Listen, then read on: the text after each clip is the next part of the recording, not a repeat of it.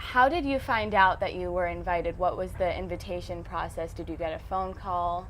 Actually, Coach Mack had told me, and like probably three weeks left in the season, and he said, they're looking at you. You play well. You have a shot. And it was kind of short and sweet, but I heard from them after the season, and they invited me, so it was great. Did you already have plans to play summer ball or something? Did you have to switch your summer plans for this? A little bit. I was already going to the Cape, so I ended up still going up there for a couple weeks before USA Baseball. So I went there, went to USA Baseball, and ended up coming back to the Cape too. So. What was a typical day of tryouts like? We get to the field around 10 in the morning and at 4, 5 in the afternoon. So it was a real big process, and they were always watching everything you did. They always told us that.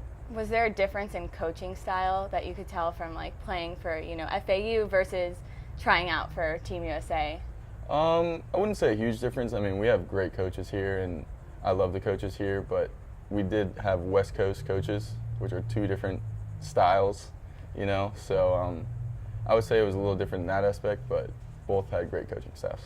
You played multiple positions while you were there. What was that like? Have you played most of these positions before, or were you trying something for the first time there? I kind of pride myself on being able to do that, and I definitely have some experience with that. So, I mean, I played every infield position except first and every outfield position except center. So the outfield was new, but all the infield positions I grasped pretty easily.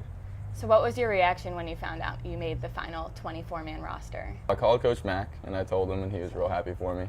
And it was actually my mom's birthday. So, yeah. Little birthday gift for her. Yeah, it was a pretty big deal. It was a great day, so yeah. I know different countries play in like totally different styles. Did you notice that, like playing specific teams from different countries, or was it challenging in that way? Yes. Every team had a real different style. I mean, Cuba was really slow. Really? So our games one game went 4 hours because just Cuba does their own thing, and Japan's really by the book.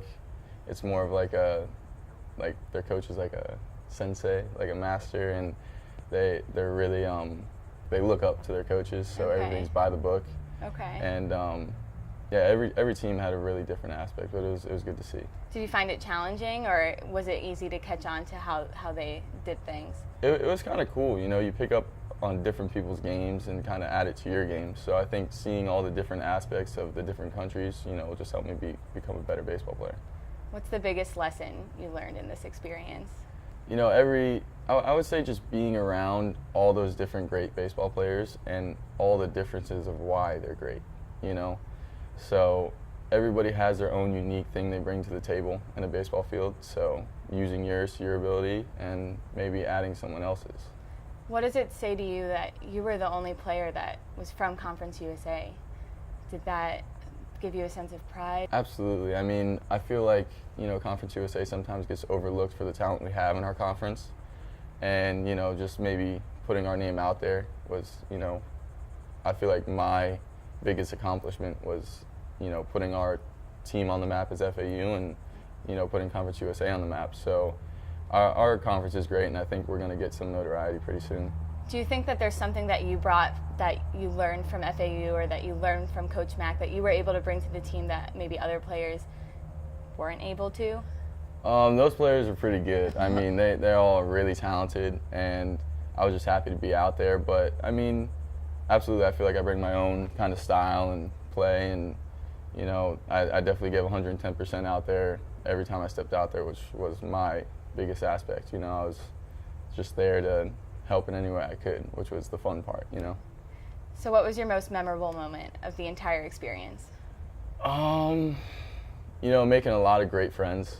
That I went up there kind of not knowing what was to come with these type of players, but they were all great people and great friends, and I'd have to say, hitting the walk-off was pretty cool. That was fun. I'll remember that for the rest of my life. Can you walk us through this walk-off? It was actually second and third and a base hit up the middle with. It was in the bottom of the ninth.